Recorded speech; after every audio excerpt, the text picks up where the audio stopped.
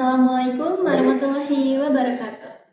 Sebelumnya, izinkan saya untuk memperkenalkan diri. Nama saya Putri Ayulandari dengan NRP 244010032. Saya Vita Aulia Filyasari dengan NRP 244010026. Halo semuanya, perkenalkan nama saya Siti Dwi Ajana dengan NRP 244010244. Perkenalkan, nama saya Esti Dwi Rahmi dengan NRP 244010249. Perkenalkan, nama saya Nalan Bijara dengan NRP 244010028. Pada kesempatan kali ini, saya dan rekan-rekan saya akan menampilkan suatu video mengenai planning dalam Islam mengimplementasikan prinsip manajerial Rasulullah SAW. Semoga video yang kami tampilkan dapat memberikan manfaat dan juga menambah wawasan bagi kita semua.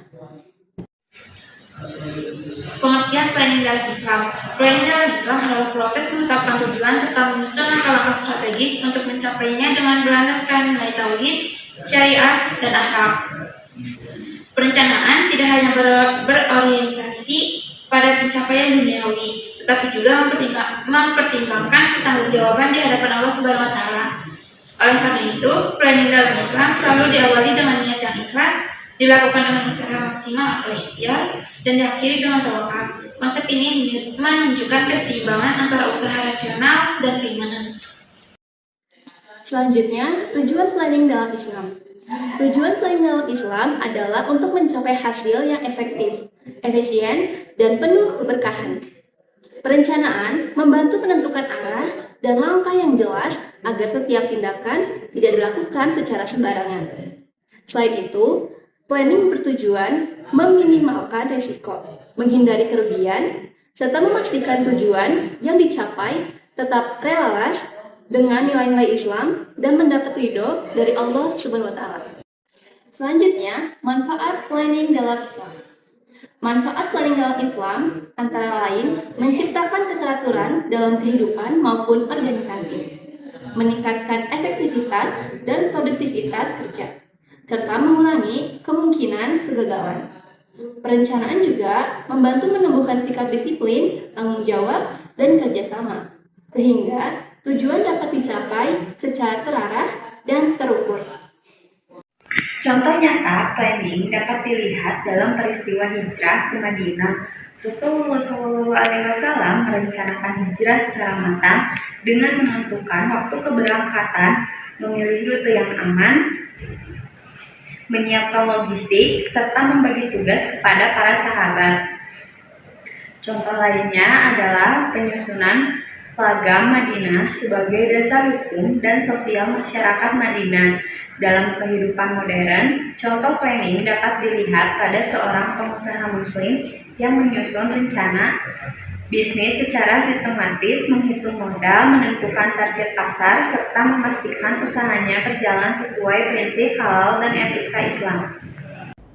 Yang kelima, ada prinsip musyawarah dalam planning Islam. Salah satu aspek penting dalam planning dalam Islam adalah prinsip musyawarah atau syura, yaitu melibatkan orang lain dalam proses pengambilan keputusan. Prinsip ini dicontohkan oleh Muhammad yang senantiasa bermusyawarah dengan para sahabat sebelum menentukan strategi, termasuk dalam berbagai urusan sosial dan kemasyarakatan di Madinah. Musyawarah menunjukkan bahwa perencanaan dalam Islam tidak bersifat otoriter, melainkan partisipatif dan mempertimbangkan berbagai sudut pandang. Dengan adanya musyawarah, keputusan yang diambil menjadi lebih bijaksana, memperkecil potensi konflik, serta meningkatkan rasa tanggung jawab bersama dalam menjalankan rencana yang telah disepakati. Berikutnya ada kesimpulan, planning dalam Islam merupakan proses perencanaan yang menyatukan usaha rasional dengan nilai spiritual, yaitu diawali niat yang ikhlas, dilakukan dengan ikhtiar maksimal, serta diakhiri dengan tawakal kepada Allah Subhanahu wa Ta'ala.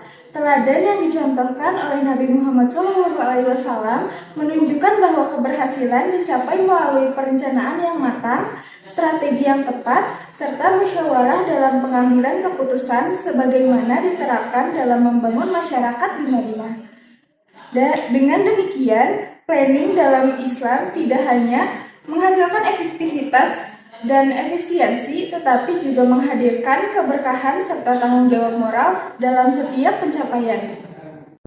Sekian dari kami, semoga yang kami sampaikan dapat bermanfaat. Mohon maaf bila ada kesalahan kata. Wassalamualaikum warahmatullahi wabarakatuh.